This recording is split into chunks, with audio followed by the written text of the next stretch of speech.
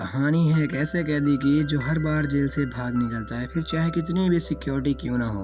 ये कहानी है जापान के सबसे खूंखार कैदी सुजुकी की, जो इस समय जापान की सबसे हाई सिक्योरिटी जेल में अपनी सजा काट रहा है। चेकिंग ड्यूटी पे घूम रहे अफसर्स के जाने के बाद सुजुकी अचानक से मुस्कुराया और अपना एक दांत बाहर निकाल लिया।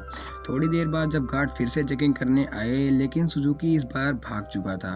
उन्हें वहां किसी के मौजूद होने का शक हुआ, लेकिन सुजुकी भी कोई कच्चा खिलाड़ी नहीं था। वो बिना आवाज की रोशनी से बचता हुआ इधर उधर छुपता रहा। जब गार्ड ने आइसोलेशन सेल की दोबारा चेकिंग की तो वो समझ गए कि सुजुकी भाग चुका है। उन्होंने तुरंत बाकी के गार्ड्स को बुलाया और देखते ही देखते वहां भीड़ इकट्ठा हो गई। सुजुकी जेल से भाग रहा था तो जोर जोर से जेल के सायरन बजने लगे और अचानक जोरदार बारिश शुरू हो गई और हमें पीछे की कहानी दिखाई जाती है। 12 साल पहले कुछ कैदियों को जेल में लाया गया था। उनमें से एक कैदी सुजुकी भी था जो वहाँ पे 10 साल की जेल काटने के लिए आया हुआ था। वो कभी कुछ बोलता नहीं था तो सबने उसको गूंगा मान लिया। उसकी छाती पर एक माउंट फिजी का उल्टा टैटू भी था। सुजुकी उस समय भी जेल से भागने के लिए मशहूर था। वह अब तक 3 बार ऐसा कर चुका था। इसके बाद सुजुकी को एक छोटे से कमरे में लाया गया जहाँ पर सिर्फ एक रोशनदान था। सुजुकी ने रोशनदान को ध्यान से देखा। उसके दिमाग में जरूर कुछ चल रहा था। बाहर गार्ड ने जेल के वार्डन मिस्टर कानेमुरा से कहा कि सुजुकी इस बार हरगिज नहीं भाग पाएगा, लेकिन जैसे ही उसने शीशे से देखा, सुजुकी पहले ही गायब हो चुका था।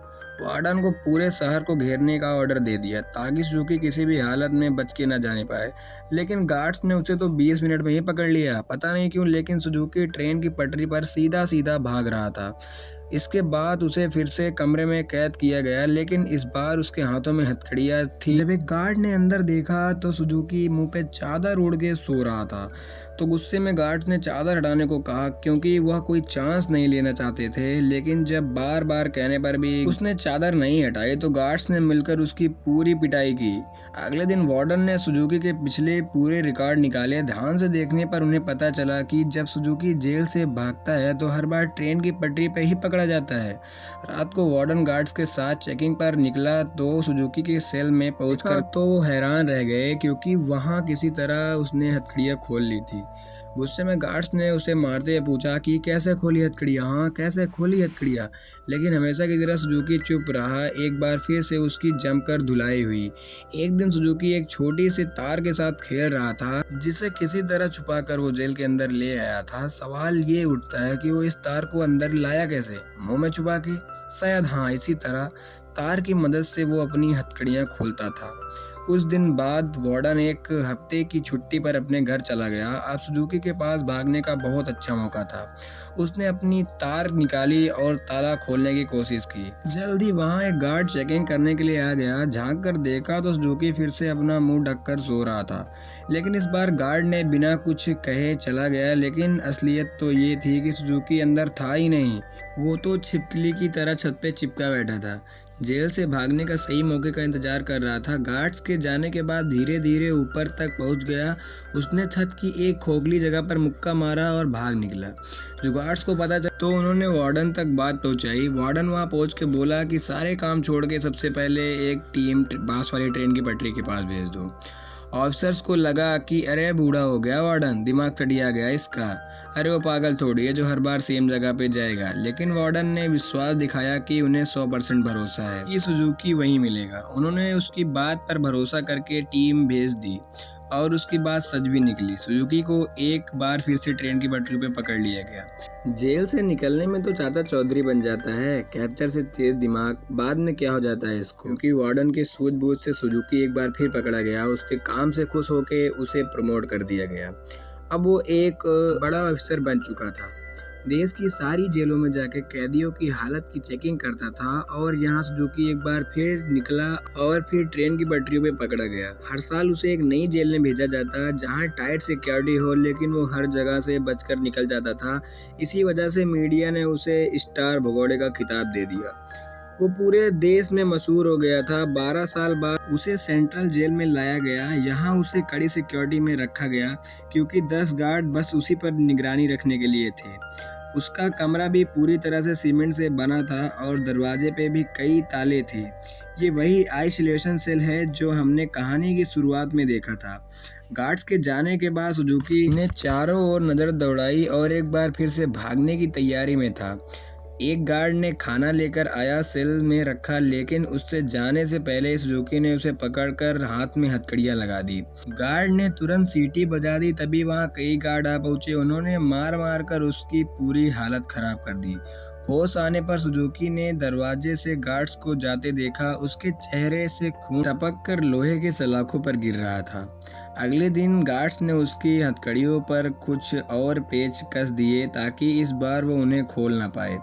जाने से पहले वो थोड़ी फिर उसकी शरीर की मेंटेनेंस करके गए। इसी तरह सुजुकी के दिन बीत रहे थे।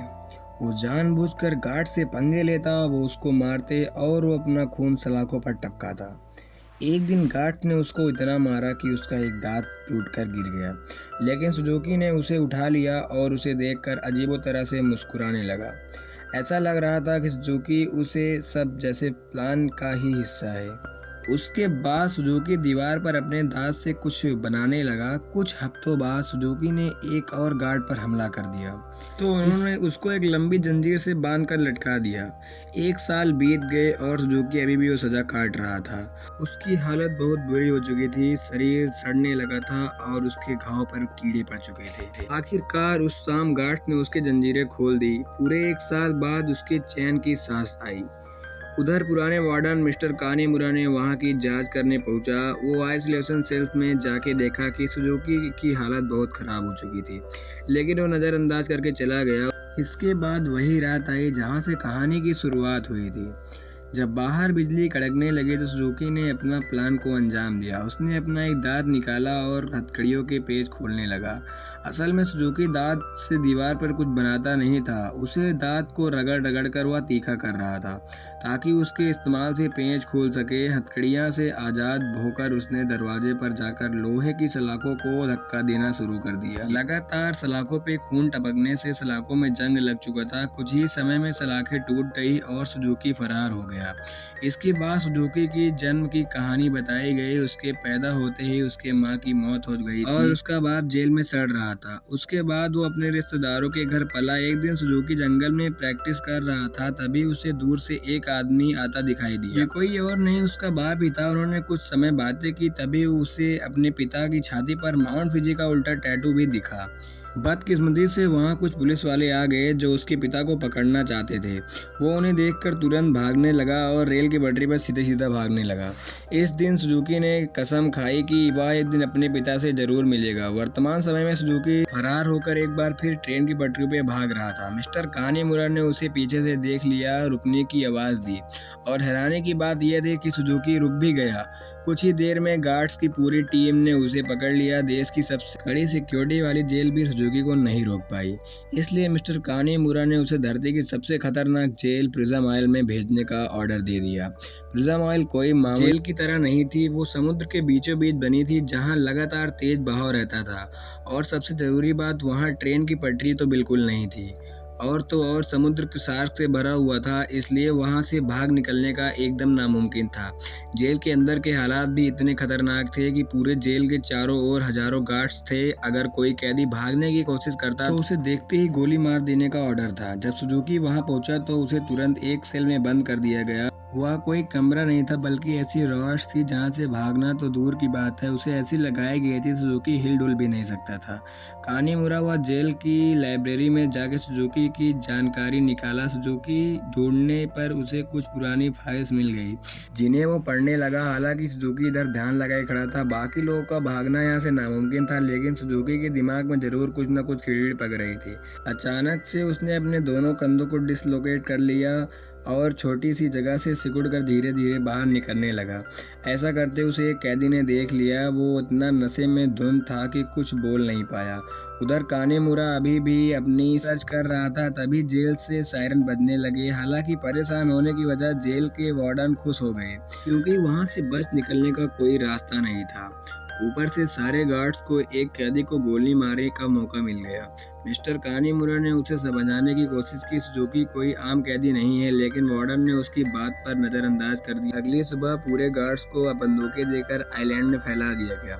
वार्डन अपने आदमियों को कुछ समझा रहा था कि वहां कानेमुरा आ गया। उसने वार्डन को बताया कि सुजुकी असल में अपने बाप को ढूंढने आया है, जो इसी आइलैंड पर कैद है। ये सुनकर सब हक्के बक्के रह गए और तभी सुजुकी की असलियत का खुलासा हुआ। असल में अभी तक जो भी हुआ वो सुजुकी के प्लान का हिस्सा था। वो बार बार जेल से भागकर जानबूझकर पकड़ा जाता था ताकि आखिरकार प्रिजन आइल में आगे पहुंच सके। उसका असली मकसद अपने पिता को आज़ाद कराना था। आखिरकार सुजुकी अपने पिता से मिला और वो एक दूसरे को इतने साल बाद देखकर दोनों खूब रोए। बदकिस्मती से कानेमुरा वार्डन और बाकी गार्ड्स के साथ वहीं आ रहा था, लेकिन वहां उसके पहुंचने से पहले ही सुजुकी उस बूढ़े आदमी के साथ गायब हो गया। सुजुकी अपने पिता को आइलैंड के छोर तक ले आया। उसने पहले से वहां एक पैराग्लाइडर तैयार कर रखा था। दोनों ग्लाइडर पर चढ़े और दूर उड़ गए। इस तरफ मिस्टर कानेमुरा एक बूढ़े आदमी से बात करने की कोशिश कर रहा था जो सुजुकी के पिता के साथ ही कैद था। तभी माउंट फिजी का टैटू उस आदमी के छाती पर देखा। इसका सीधा मतलब था इतनी सालों की मेहनत के बाद भी सुजुकी गलत आदमी को लेकर भाग गया। इतनी बुरी किस्मत तो किसी की ना हो सकती।